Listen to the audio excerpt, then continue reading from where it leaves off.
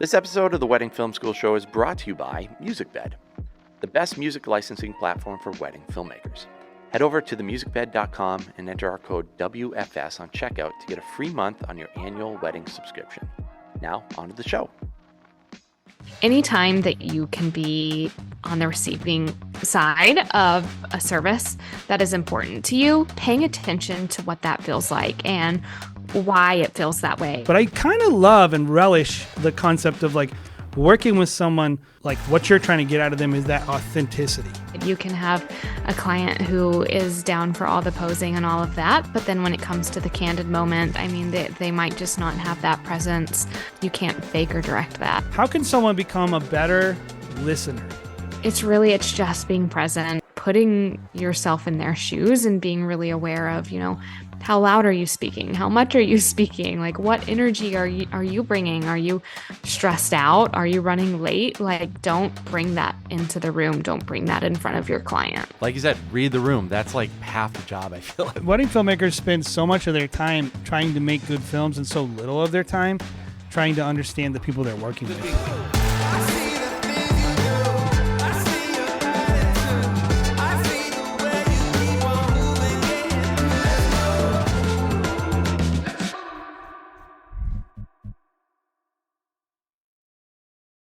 Hey everybody, welcome to the Wedding Film School Show. Again, my name is Jared Haskell, and I'm here in studio with Jason McCutcheon, co-host, business partner. Welcome to another great episode. We have an awesome guest for you today, someone that we've been trying to get on for a long time, and she's just so busy and so good that we've finally been able to squeeze her in. And but before that, Jason, why don't you do some housekeeping things to start us off?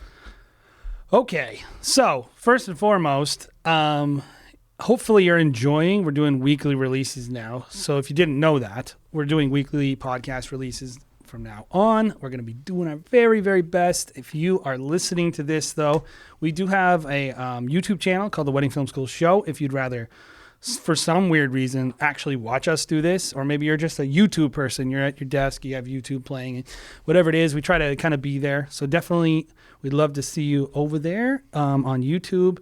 And like the biggest thing for like, if you're doing podcasting, like most people, we're not making tons of money on a podcast. So all we ask out of people is, hey, if you enjoy this and you enjoy this show, give us 5 stars if we've earned your 5 stars.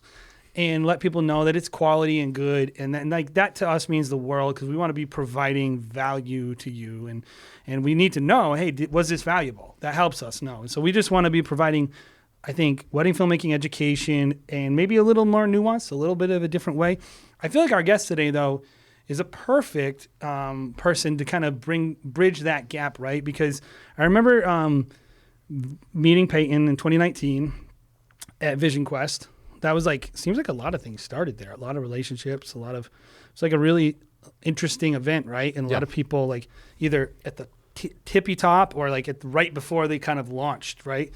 And I remember meeting her, and she afterwards, like she was like talking about, she posted a video in the group for the Vision Quest group, and it was like this video of like a party she did. And I was like, I think I remember saying to Jared, like, oh, she's a good editor or something. Or like, wow, she did a good job. That was like really great for somebody. Like, I don't know how far she was in the industry yet, but I remember thinking like, she's gonna do well. Okay, and then suddenly she's Peyton Frank, and it's a whole other thing. And I was like, oh, I kind of undersold that one. So anyway, our guest today is Peyton Frank. So how you doing? Hi, thank you so much for having me. I'm super excited to be here. 2019 feels like a lifetime ago for me. I'm sure it's the same for you. So I'm excited to be here on the other side of things and excited to get into it. Yeah, it's fun to watch people like develop and grow. Like, it's weird because like I have no part in your journey whatsoever. But I was like, I feel like when like if you were at that event and like I felt like some pride in your success, right? Like I feel like I kind of shared in it, even though it wasn't part of me at all. I was like, oh, that was awesome. Like I got to see that before it was, Thank you.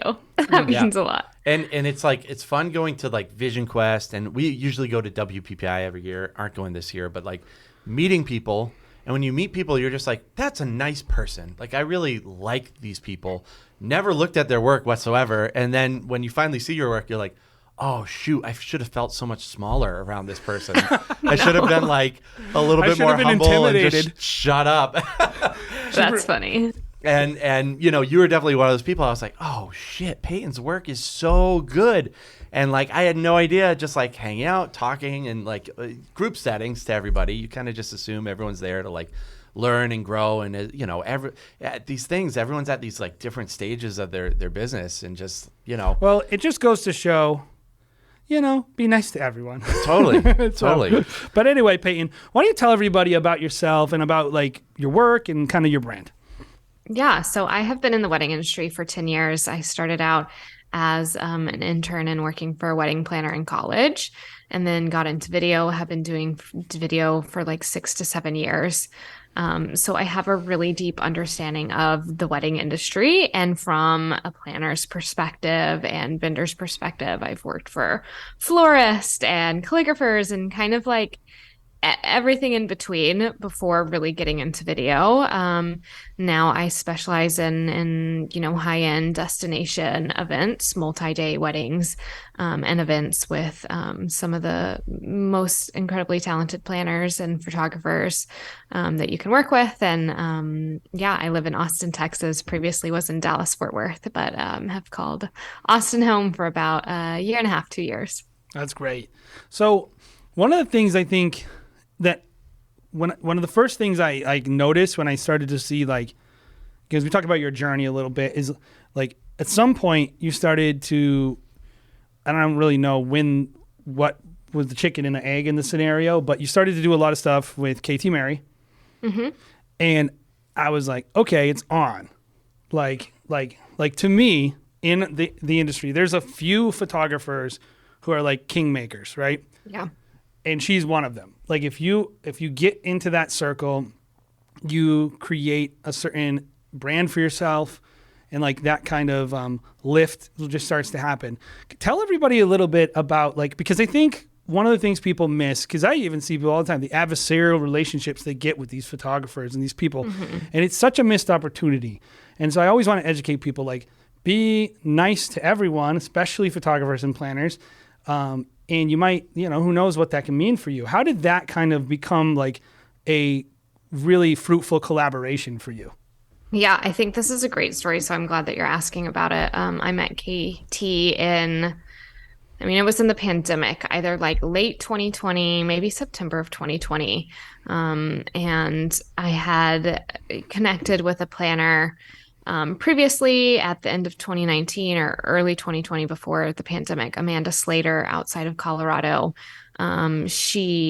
Outside of Denver, she had kind of approached me and she was like, hey, I'm going to do this, you know, editorial for my brand. KT's going to shoot it. We're going to do it in Jackson Hole at Amangani. I'd love for you to film it. And I was like, yeah, absolutely. I love your work. I love KT's work. I would love to, you know, go to that gorgeous destination with you and collaborate on something for her brand. So I kind of just assumed like it's happening, great opportunity. Well, then we get closer to when that's going to happen. And Amanda emails me and she's like, hey, KT, you know, needs to kind of see more of your work, like talk to you a bit before we can like make this go forward. And I was confused because I felt like, well, you're the planner, like this is your shoot, like you're making the decision, right? And kind of was like, oh, okay, well, like KT wants to have a lot of creative input on who she's working alongside. So I was kind of like, okay, stakes are, you know, a little higher. Like it's just like not a done deal. So KT reached out, we kind of exchanged some work, and she said that something that she was really hoping for on this project was some behind the scenes content. She has a really great educational program called the Abundance Plan and some other, you know, educational opportunities. But she really needed behind the scenes content, and this wasn't something she had done a ton of. So she reached out. She was like, do you have any examples of work like this? And I had a few like behind the scenes of like a bridal lookbook that I'd shot in Dallas, and I had worked with the photographer Jose Villa on a real wedding in 2019. And I had gotten a few clips of him just in the, bridal suite and throughout the wedding, a few by accident. And I was like, oh, this is great footage of Jose. I'm going to put together like a little 60-second clip. And so I had that I was able to share KT. And I'm sorry to interrupt, but did you send that to Jose? Yeah, Jose had that. And Okay. so, that was just kind of like social media content. And so I sent the stuff over to KT, and, this was just pretty B-roll stuff that I was sending her. And she was really looking for like behind the scenes, like educational content. And I was like, KT, like I haven't done this before, but I would love to do it. Like, here are my ideas. Here's how I would approach it, and really, pitched myself for it. So she said, okay, great. I put a lot of time and, thought into going into this editorial shoot. We had like a few models, some incredible fashion. Gabrielle Hurwitz was the bridal fashion stylist, great dresses. So I was going into it to capture, this content for Amanda and for all of us, but also this behind the scenes of KT and her husband and business partner, Chad. So, I showed up with like a full shot list of the questions I wanted to ask her, like all the different things that I needed, to make it like a 20-30 minute runtime, and really just worked really, really hard on it when I was there, to great footage. And, in between like looks, even though I was tired or like needed to review footage or whatever, I'd be like, okay, no, I'm going to. You didn't just go sit in the spa. Yeah. Tempting. Yeah.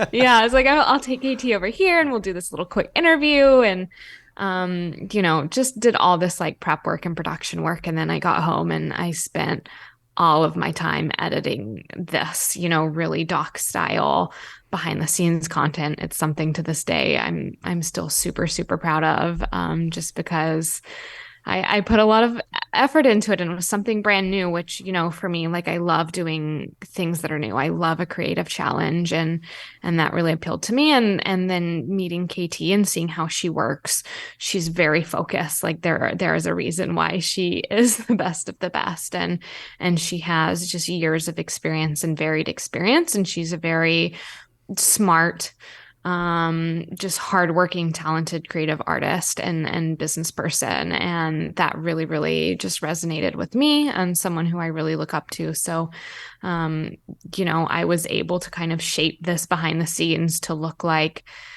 what I thought that it should look like and what I thought, people would get the most out of. And I think it's, such a good representation of how she works, from the scouting to the shooting to the post process. And, kind of over delivering for her and going above and beyond of just, creating behind the scenes. Like I really approached it like it was a doc for Netflix or something. Like I was like, this is it. Like this is the KT behind the scenes. So that really,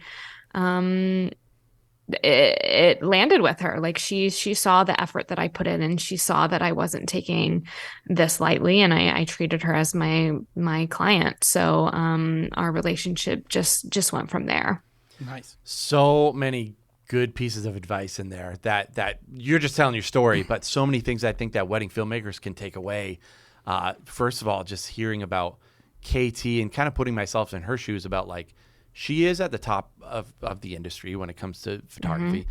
Like she is somebody who needs to just know who she's working with to a T, because the people that she has around her affects her work at the end of the day. Yeah, and absolutely. If her work is affected, like it could go downhill or uphill. Like, so competitive at the top of the industry. So many awesome photographers that it's like the smallest little thing can affect like a relationship with a planner potentially, like, and then it could fall back on the videographer. So important, guys, to put yourself in the mind of the photographer that you're trying to get work with and partner with. And I think it's so funny that she put you through the ringer for a stylized shoot that I would assume that you're doing a lot of this as a labor of love to just break into the industry, but she put you through it, and well deserved on the other end. So, well, the thing I'm thinking, Peyton, is like, I don't know if you've seen this or whatever, but I see it a lot where essentially filmmakers bristle at being little brother. Yeah, and I'm always like, that's how the industry is, though. Like, planner, photographer, me somewhere down here. It's like, and it doesn't mean like I'm a crappy artist or anything like. It's just like the chain of command / who, you know. I'm interested to like it's interesting to me that you were just like, no, I'm gonna work for this client, the photographer, and not like, no, I'm an artist too, KT. How dare you? Ooh, you have to vet me. Like, why do you think filmmakers just like can't get over that kind of thing? You know, I think we forget, it's easy to forget as a creative that this is a collaborative industry. It's a collaborative craft, no matter what level of, you know, or what spectrum of the film industry you're working in. It's collaborative. And I think it's easy to lose sight of that and, you know, to feel like you're this artist and making, you know, your name on your own. And that's just not how it is. Whether you're working in the film industry or you're working in live event production, it's collaborative. So, you know, with KT, she had to vet and make sure that this was a collaborator who could be valuable on her team and not just, you know, meet the standard of her work, but also work to elevate it. And, you know, I got to give her a lot of creative ideas. I got to show her what a behind the scenes could look like when she came to me and she said, I don't know what this looks like. I don't know how long it's going to be, or, you know, the runtime, or, you know, what it's going to be like, but this is my goal. And she was able to hand over a lot of that creativity to me so we could be collaborators. And I think that you just have to come into any event, any project with that collaborative approach. And the more that you're a good collaborator, the more that people are going to want to work with you, and the better all of our work is going to be. Yeah. Looking to add value, right? Is like in every environment you're in. Is like the other day I'm at a wedding and I walk and I'm like, that DJ can't be there. So I go to the planner. I'm like, I think you might want to look at this. And they're like, oh, shoot. 100%. Thank you. Right. We had a planner on a couple of weeks ago, luxury planner. She's like, I'm looking for people on my team who will help me roll the tent down when it's raining. Right. Just, it's collaborative. It's not about you at some level. It's just like, can you be a part of the team? Right. So something that I'm noticing, Peyton, is like how into luxury weddings you are. Like I'm picking up that you know exactly who's in the industry, who's at the top of the top, whether it's like the dress, you know, designer, whether it's the planner, whether it's, you know, whoever in these stages, you know, the right people. Do you feel like you were into it and you knew the kind of leading players before you broke into the industry? Have you always been that way? And do you find there's importance in that once you break into that industry? I think it just comes from being in the industry for a long time and paying attention to the work that people are doing, to, you know, previously, of course, publications, now more so social media. It's just understanding like who's who. Of course, I can't know everyone. There are so many amazing, talented people, but yeah, like if you know, if that's where you want to work, I think you do need to know what it is, and know what it is to even decide if that is where you want to work. For me, it was just, you know, a genuine interest and genuinely following people whose work resonated with me and who were doing things that I found interesting. You know, I think that there was, you know,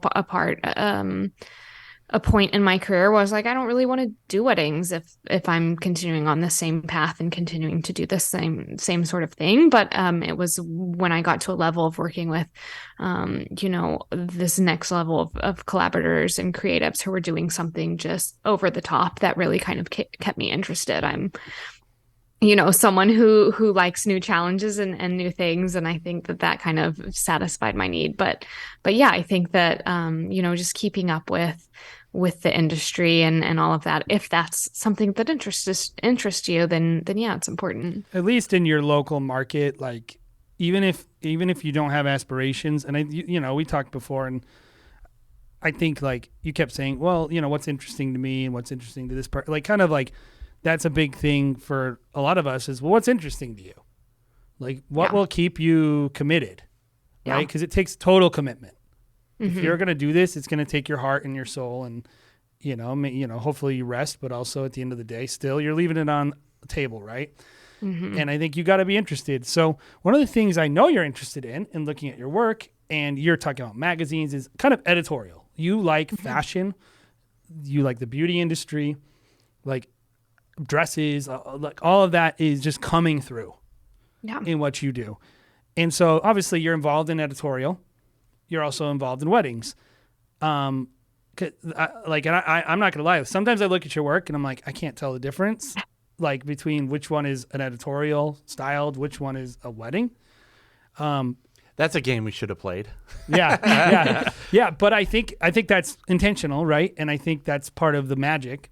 And so I've always thought like, I wonder what she's learning from this environment that's being brought into a real wedding with a real bride, and like maybe what can we give a listener to like maybe kind of elevate those sessions, because everybody wants to look like a model, right? Every bride wants to feel like they're in a magazine and feel beautiful. So I feel like kind of there's some crossover there. Yeah, totally. I just have that interest in fashion and all of that. But, I've had these great opportunities to film, whether it's a bridal lookbook or an editorial that a planner was passionate about, bringing together, a photographer. I've had these opportunities, and I think that absolutely relates to and crosses over with how I approach weddings. I absolutely love portraits and fashion, and I always want to know what a client is wearing and kind of what their vision is for that, and bringing that through on the day. And if a client in the consult or the planner relays to me, this client really was drawn to the way you capture things so editorially, then I'm going to make note of that and know, okay, she really wants this type of imagery that she's seeing, this fashion forward imagery, or, this big focus on the dress. But that's not to say that I don't have clients who come to me and say, I just want a candid day and I love the way you see the world, but I don't want to be bothered to pose. I don't want to do any of that. And I can absolutely do you find adapt to that. Like when you're like kind of switching styles, right? Like how does that posing methodology work its way into a couple? Because most of us are probably working with people more the latter, more like, hey, just stay out of my way, or I'm uncomfortable on camera. Like, do you find that like even with those couples, you're able to kind of use some of the tricks to kind of pull the best out of them? Yeah, I think you really just have to be very attuned to who that client is and what they want in their final product, and also in what they want their experience to be on their wedding day, and balancing that. For example, I had a client that I think of right off the top of my head who had incredible fashion, who hired a photographer who's very much has a candid approach to photography. And, we were shooting couples portraits, and I could tell everything's going to look amazing on photo, but it's just a little disconnected, a little bit awkward on video. And I was like, this client is not going to be happy with this finished product unless I step in and I get what I need. So I told the photographer, hey, you're not going to be into this, but I need a few things. I need them kind of like walking and smiling, whatever. I'm going to have to step in and direct a little bit more for just a few minutes, and, whatever, change your batteries, do whatever if you're not into it. But I just have to do this. And I knew, I had 60 seconds. I knew the groom wanted to get to the party. I knew he was uncomfortable in front of the camera, but I knew I had to deliver what they had seen in my work. So it just comes from experience of working with models, of working with clients, of brides, I know that in product because I've edited so many films, and I know what looks good and what doesn't, and what I can work with, and how much time I need. And you just step in and you just ask for what you need for the sake of the client. If it's a client who I had a client in 2019 who said, we just want a candid approach. They hired a candid photographer. They said, we don't want to know that you're there. Like, literally don't want to know that you're there. I didn't say anything except for hello and goodbye to that client on their wedding day. And she had incredible fashion, and I didn't step in. I captured it at how I could, and I knew she was going to be happy with that. But you just have to be really attuned. I knew with that client, there were moments where it's like, I really want to step in. I want to direct this moment. I want to pull her away from the party, but that wouldn't have been acceptable or appropriate for that client. So you just have to really, really listen and really, really understand like their needs and their expectations for their wedding weekend experience and for their wedding film, and balance that. Well, and also it's like, what is the actual win here? Is the win make a film that I like or make someone happy? It's always make a film that the client wants. Yeah. And at the end of the day, like, I think losing sight of that is going to create tension and reduce your impact. And like, this is what people don't, you're mentioning, what's funny is like, we run a very different business, but there's a lot of similarities that I think successful people do. And Jared and I would be like, well, don't do that. The photographer's going to tell on you. Like, that's what we would tell our team. Like, don't do that. If that photographer said, or if that couple's like, don't do this, I don't want it, and then you force them to do it, the photographer could go to the planner and be like, don't work with that person. They disrespected the client. And like, people need to understand, like, it's all collaborative. It goes all back to that thing is like, we're all working to give this couple the experience that they want. Right. And so, you take your L's sometimes you don't get the exact film you love, but you more often than not, you'll get something good that you can use somewhere in your portfolio. And like, I thought you were going to say, there are a lot of similarities in the luxury space and, kind of more normal, just country club weddings and that. Every groom likes to drink at the cocktail bar. That too. No matter where you are, that's the story. Well, here's what I do find, Peyton, is every groom thinks they don't want to be on camera, and oftentimes they actually like it. Yeah.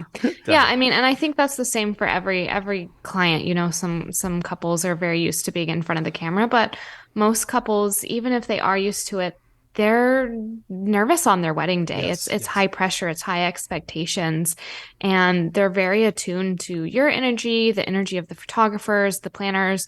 So a lot of it is just kind of picking up on, their headspace and how they're feeling, and then being really mindful of you and your team and how you're approaching the wedding day to make this a positive environment, not just for their experience, but because all of that energy is going to show up on camera, as we know, and you just have to take responsibility for the part that you play in creating that environment. Anytime I've worked with models, like, there's, obviously some are better than others, but in general, like, they're doing their job. You get them on camera, half the time you barely need to do anything. Right? You just point your camera and tell them what you're looking for, and they'll just do it. That's great. It's nice. It's easier to get good images, but I kind of love and relish the concept of like working with someone who's giving you like what you're trying to get out of them is that authenticity. Yeah. And like, that's the beauty of what's on camera, right? Yeah, absolutely. And I was going to say, on the flip side, you can have a client who is down for all the posing and all of that. But then when it comes to the candid moments or the dancing or any of that, I mean, they might just not have that presence and that chemistry. And it's just not there. So, when that comes through and a client's really connected to their friends and family and their, partner, like that comes through and that shines through and you can't fake or direct that. It just is what it is. So when you're working with brides and grooms and different clients, right? How can someone become a better listener?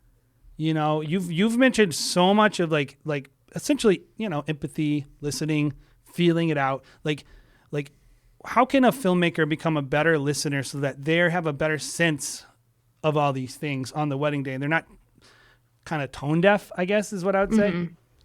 Yeah. So for me, this can start, in the booking process. If I'm having a consultation with the actual client or with the planner, I'm taking notes on everything that they tell me, even the smallest things, because you're going to want to go back and review that going into the wedding day or into the wedding weekend. I think that, if you're getting the client, face to face on a Zoom call or, whatever your booking process is, asking questions that, really draw out certain things that you're going to want to pay attention to. I always ask them to just tell me their vision for the wedding day and, what are they most looking forward to? And, sometimes that's them walking down the aisle or the first dance or moment with their mom and the getting ready suite, or it's a detail or it's their dress. Like, you just have to pick up on these things and take take note of them, and review that ahead of time, and just give that a little extra special attention. And then on the wedding day, it's just being present. It's being quiet and listening, and kind of listening to their emotional cues of how they're feeling. But I think it's just like, it's so important to be really, really aware, and be able to read the room that you're in. Have you ever showed up and you can tell there's kind of a tense emotional moment, and then a vendor shows up and they're talking and they're making jokes and they're chatting with people, and it's like, not right now. Like, you read the room right now. Or sometimes you have a client who is nervous, and that is what they need. They need someone who can come in and liven up the room and bring in the energy, but you don't know until you give it time to really be attuned. So just paying attention and putting yourself in their shoes and being really aware of, how loud are you speaking? How much are you speaking? Like, what energy are you bringing? Are you stressed out? Are you running late? Like, don't bring that into the room. Don't bring that in front of your client. Yeah. So important. It's such a big deal, and so many things that you can just learn from being an emotionally intelligent person, right? Just like you said, read the room. That's like half the job, I feel like. Well, wedding filmmakers spend so much of their time trying to make good films and so little of their time trying to understand the people they're working with. Just being like techie. Just being like, if I just do this color correction better, I'll get higher paying jobs. Like, it's a purely mechanical transaction. Yes. You would be shocked. Maybe you wouldn't. But a lot of people would be shocked how many people do not even look up the people they're collaborating with the day of before they show up. Yeah. And I want to speak on that too. Not only look them up, but reach out to them. Yes. Yeah. A photographer you're both essentially extensions of each other's team from a guest experience or a client's experience perspective. Yes. You are the same team. They don't know. They just see that you have a camera. So you're all one team, and you really need to be able to collaborate and work together to communicate your needs ahead of time, to, let them know of anything that might be unique about your process. Go ahead and communicate that, of course, like respectfully, and ask them as well, like, how do you like to work, and how can I make this wedding day easier for you? But I think it's absolutely essential to not just look those people up and get a sense of their style, but also ask them, if there's anything that you need to know or they want to communicate to you ahead of time, and also establish, how should we communicate throughout the wedding day to make adjustments or to communicate our needs to each other throughout the day. Yeah, literally, like, I ask people, would you like me to text you? Or do you not want that? That's a great one. Right. Like, I'll say something like, like certain people you might have a relationship with. So I'll say, hey, you had a engagement session with this couple. How do they like to interact physically? Yeah.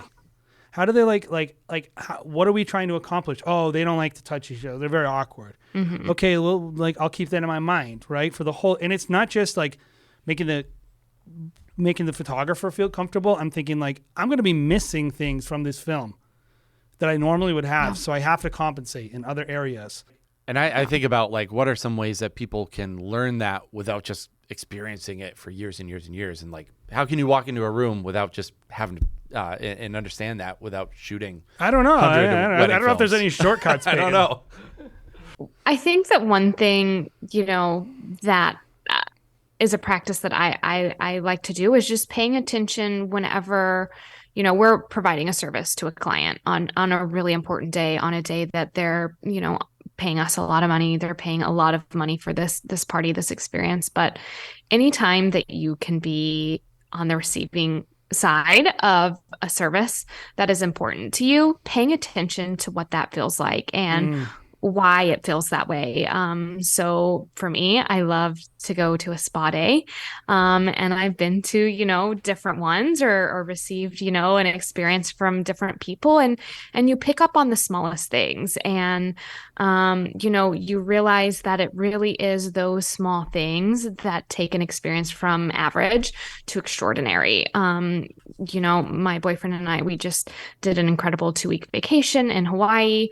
Part of it, we we went to an island, Kauai, with his parents and stayed in Airbnb and, just booked some different activities and stuff. But then after that, we went to a different island and we stayed at a really, really nice resort that my travel planner arranged for us. And we paid a lot of money for food and the spa services were more expensive than anything else. But, you just saw that level of service like come through and we loved it. Like it was so,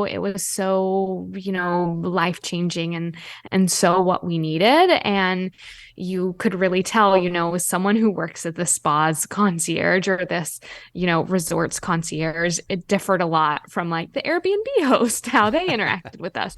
Or our next island, we went to just kind of like a standard hotel, that level of service, like how they spoke to us and it's just those little things. So whatever it is, like maybe, go fine dining or something like that and just pay attention. And you'll also be more attuned to when something's off. There was a day where we were at this resort and we were working from our laptops and, the woman who was making coffee, she was speaking really loudly and she was talking about what she was going to do that weekend and like not in a snotty way, but just in an observant way.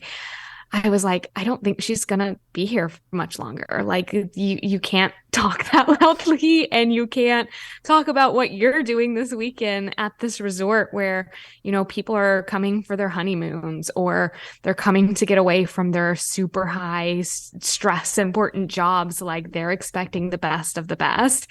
And, something as simple as that, like it impacted my experience and, someone's going to notice that and they're not going to be a good fit there anymore. If you have no sense or palate for luxury, you're going to have a hard time selling luxury. And I always tell people, it's like, you need to know how to speak their language. You need to know what fonts they look at. What are the colors that they look at?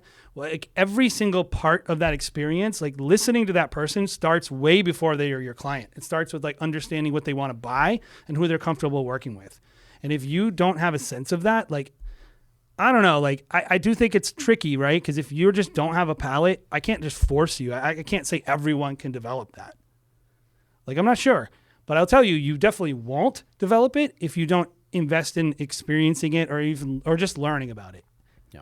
You know? And there's so many ways. Like you said, there's books and there's all kinds of ways to just pay attention. And it doesn't even have to be a luxury experience. No. It can just be going to, anywhere. And we all notice the difference in how it impacts us.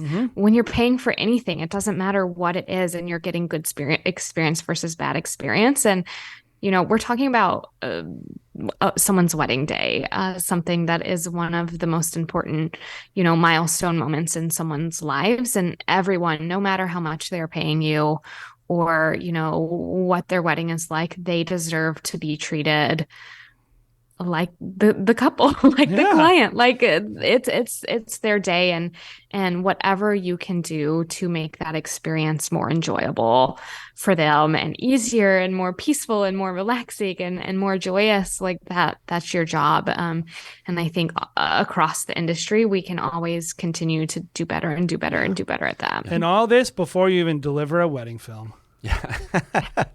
So Peyton, I think a lot of people listening to the show are probably really interested to hear from you just what the experience of going from maybe like a high-end wedding, like a wedding even at like your local Ritz-Carlton or just whatever luxury hotel. Nice, very great budgets, solid films, solid couples. To really getting into the luxury market. And there's a big difference between those two, as we've experienced and maybe touched on a hair with at least one of our companies.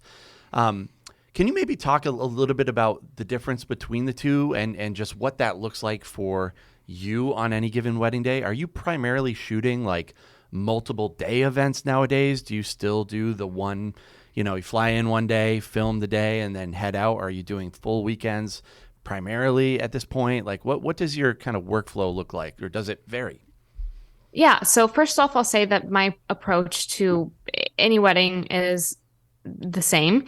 Even before I was booking, higher budget weddings or at a higher point, I knew where I wanted to go. I knew what kind of service that I wanted to be able to provide, and what experience I wanted to provide. So I started doing that first. And I think advice for anyone is just do that. Serve every client as if it's your best, most highest paying client ever, because that's how, that's integrity. But yeah, so I'm typically doing multi-day events, and my process to those is I'll have one full travel day, or however many full travel days it takes to get to that destination, then a full scout day.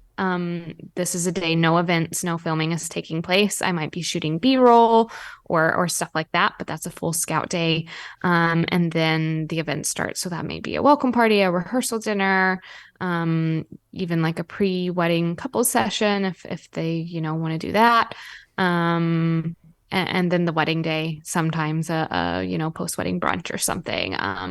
But I think, one thing that I approach destination weddings with a full scout day. I do that even if it's a local wedding or a semi-local wedding. I think that that's really, really invaluable to do if you can do it with the photographer. A great way to kind of connect and like talk over game plan, not just to see what the light's going to be like, but also get an update on what's the venue like where are places that you can take them, what's the best place to, store your stuff or to park, like just being really, really prepared. The more prepared that you are, the better, going into that wedding weekend, and knowing what things look like. It might be a venue you've worked at a year ago and you think you know it, but maybe there's new construction or all the plants died over here, and you don't want to show up and like take your client there and then look totally unprepared by not knowing that. So, that's one thing that I kind of learned from doing destination events and apply to any wedding. I like that you talked about all that preparation, because so often people are like, well, I don't know how to justify X price, right? It's like, well, I can only charge so much for X video. And it's like, well, you're not selling them the video at that price point. You're selling them your preparation, the time to look at all that stuff, the time, like all of that has a value. Like to a Absolutely. couple that you are being prepared. And so, quantify that. Figure out what your process is and sell them your process. Don't just sell them a film, right? Yeah, like so absolutely. many times people are just saying like, it's like me versus this person, and this guy's offering a 5-minute film for this price, and this person's offering a 5-minute film for this price, and which one do you like better? It's like, okay, you can sell that way, but you can also say, this is what I do to make that film, and that's the value of it. And I think that's really, really, like, you can articulate that, and I know that that's part of it's part of your value to the couple, that you're prepared and that you know what it's going to take. And I think that's really good. Super insightful. So I know you got to go. So before we go, I wanted to kind of just ask you one more question, and unless Jared has one. Yeah, and I have time. You can each ask a question, whatever. I think another thing that a lot of people would be interested is like the relationship with planners, because once you get to that level of wedding filmmaking, planners kind of rule the world up there. Yeah. So like, what does your kind of relationship look like for them? Are you providing like social media, assets for them? Like what are some pointers for some people who are like, I want to get in good with a planner. I've known them for a little bit of time, but I want to be, working their higher end venues. Maybe just give people like a quick tip on like working with a planner and maybe some things that you do that make you stand out and make you Peyton Frank. Yeah. Well, I think just like with reaching out to the photographer and learning about how, what their process is like, you should be doing the same with a planner as well. Asking them how they like to work. Is there anything that, I should know about how they like to communicate, or how they would like for me to communicate with the couple? Can we set up a Zoom call? Can I email them without you? Do you want to be copied on everything? Just how do they like to communicate? How do things work leading up to the wedding and as well as on the wedding day and afterwards as well. Sometimes I'm delivering my films directly to my client. Sometimes I don't even have their email address, so I'm sending it to the planner and they deliver it. So I think also, social media video, obviously to our benefit, is so huge, part of Instagram, part of TikTok, whatever your strategy is.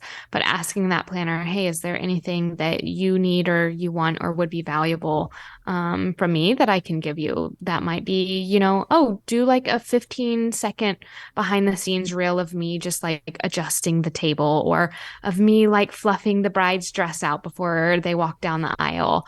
It could be something tiny like that, but just asking and over delivering and going that extra mile to serve that planner just like they are your client, because they are the client. They're the person who has the power to refer you over and over and over and over again to their clients. People just don't understand how true that is.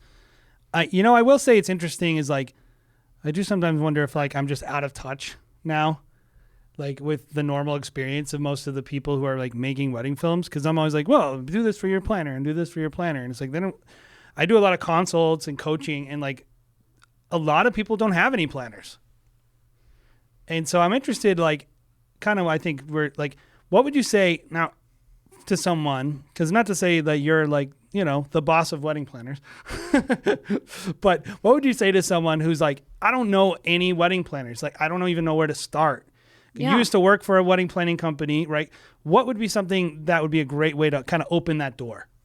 Yeah, I think I would just do your research and understand who are the wedding planners in your market or the market that you want to get into. I know some people want to specialize in elopements, where that's literally just the couple and a gorgeous destination and photo and video, and they won't have planners, but maybe photo and video is more doing the planning role. But otherwise, there are planners, and there's planners in your market, and just do the research and see who's there and see who, maybe their style or their approach resonates with what you would want to do, and get familiar with their work. Maybe follow them on Instagram, interact with their post in a really natural way. Don't DM them. Do not say, hey, I want to work with your clients. How can, you refer me to your clients? Don't ask them to do that.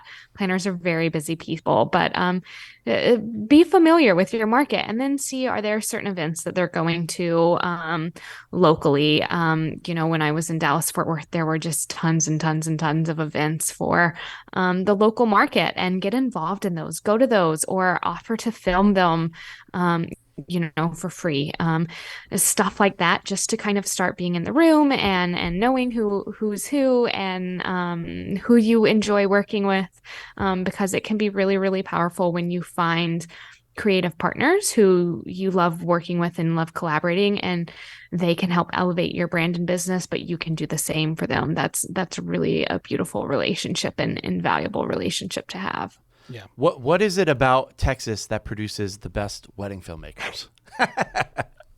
There's so much talent in Texas. It's a big state for sure. So and I think we love our weddings in Texas, and there's just so much talent here. So I think it just breeds such great community. Topo Chico, is it Topo Chico? Yeah, and Topo Chico. My 4-year-old just discovered Topo Chico. They don't do Topo Chico at Chipotle anymore. I went in the other day. I was like, yeah, Topo Chico. They were like, that's horrible. The guy was like, what is that? I was like, what? No. What? The world is a worse place now. My kid is like obsessed with Topo Chico. Like, it's delicious. She loves it. So she's like, she says it in the cutest way.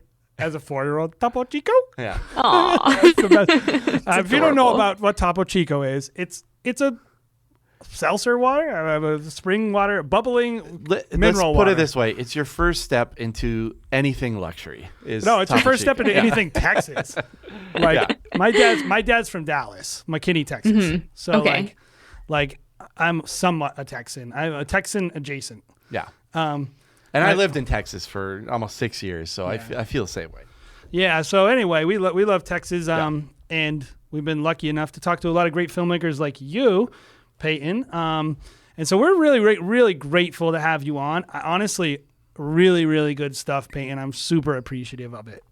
Oh, thank you. Thank you so much for having me on. And, I think it's just so incredible to offer this resource to people who want to grow. I mean, when I was in the start of my business, it was just all like YouTube videos and a podcast and like whatever that I could absorb. And, not every single thing is going to resonate with you. It's really just finding what speaks to you, what is in line with what you want out of your business and your life and your art, and, discarding the rest. But thank you so much for having me. Yeah, this is really great. And if you haven't seen Peyton's work, make sure that you are going on to Instagram. Peyton, where can people find you, find your work?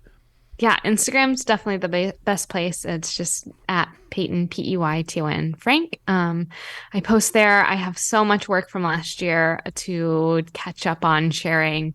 I was really just kind of in it that I didn't, share everything to my page. So I definitely will be doing more of that this year and have some really special destinations and weddings coming up this year. Awesome. Definitely a person to follow if you want to be inspired, and obviously cool person with a lot of knowledge. So definitely great. If you enjoyed this podcast, like I said, drop a like if you're watching on YouTube, and go ahead and give us a little review and let people know that it's valuable, and it's very valuable to us. And that's really just honestly means a lot to me. If what we're doing is important to you and it's helping you, that's kind of why we're doing it. So we really appreciate you guys. If you enjoyed this one, definitely help us out. Hopefully you guys check out another episode of the Wedding Film School Show coming up next week.